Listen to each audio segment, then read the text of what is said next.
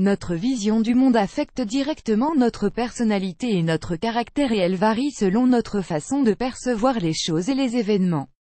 La vision et la personnalité sont profondément liées l'une à l'autre. Essayez ce test de vision pour savoir plus sur votre personnalité.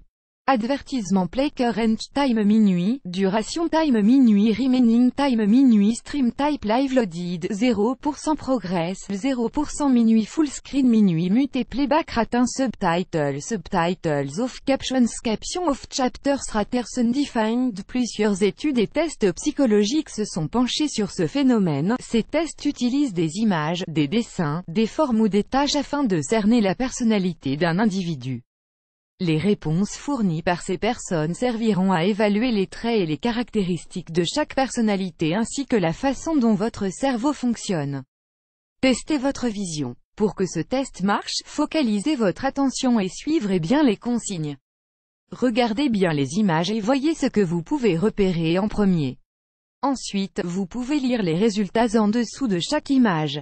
Vous apprendrez beaucoup sur vous-même et sur votre personnalité. Pas de tricherie. Add choice ES advertising read invented by TED choice ES advertising read invented by TED. Est-ce que voyez-vous en premier, l'oiseau ou le crabe?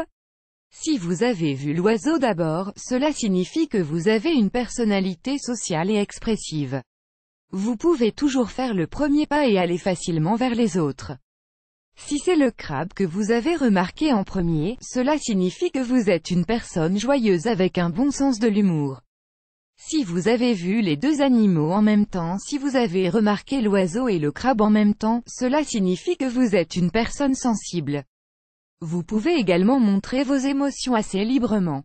Add choice ES advertising read invented by TED choice ES advertising read invented by TED. Plus grand que avez-vous vu un cheval sur l'image?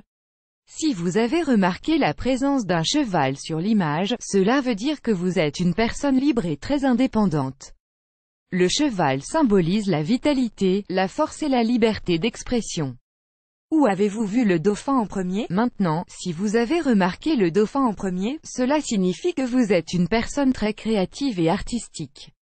Vous aimez également créer des relations d'amitié et des liens pour toute la vie avec les personnes qui en sont dignes. Add choice ES advertising read invented by TED choice ES advertising read invented by TED. Et si vous avez vu des canetons? Cela signifie que vous êtes une personne qui aime beaucoup les détails et qui est plutôt tranquille et concentrée. Les canetons sont très bien cachés dans la photo, seules les personnes qui ont une concentration et une vision profonde peuvent les trouver. Peut-être que vous avez vu le chiot ou l'ours d'abord, l'image de l'ours est toujours synonyme de force et d'aventure. Si vous avez vu l'ours sur la photo, vous pouvez être sûr que vous êtes né pour être un leader avec une forte personnalité. D'autre part, si vous avez vu le chiot d'abord, vous êtes probablement une personne gentille et bienveillante. Seriez-vous visuel, auditif ou kinesthésique? Chacun de nous a sa propre vision du monde. Une même situation et une même image peuvent être perçues de manière très différente par un même groupe de personnes. Il existe trois types d'apprenants, les visuels, les auditifs et les kinesthésiques.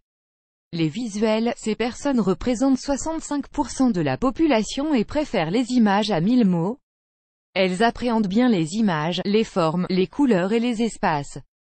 Pour repérer, parler ou expliquer une situation, elles utilisent des photos, des tableaux, des graphiques ou des schémas. Les auditifs, elles constituent 30% de la population. L'ouïe est leur sens dominant et elles préfèrent les mots ou les sons pour apprendre et mémoriser facilement. Elles sont douées pour les langues et ont souvent un talent musical. Même lorsque ces personnes lisent, elles le font à haute voix. Les kinesthésiques, elles ne représentent que 5% de la population. Ces personnes aiment le mouvement et elles apprennent mieux quand elles peuvent participer, toucher, agir et bouger. Elles sont de bons sportifs et démontrent une forte motricité, plus grand que.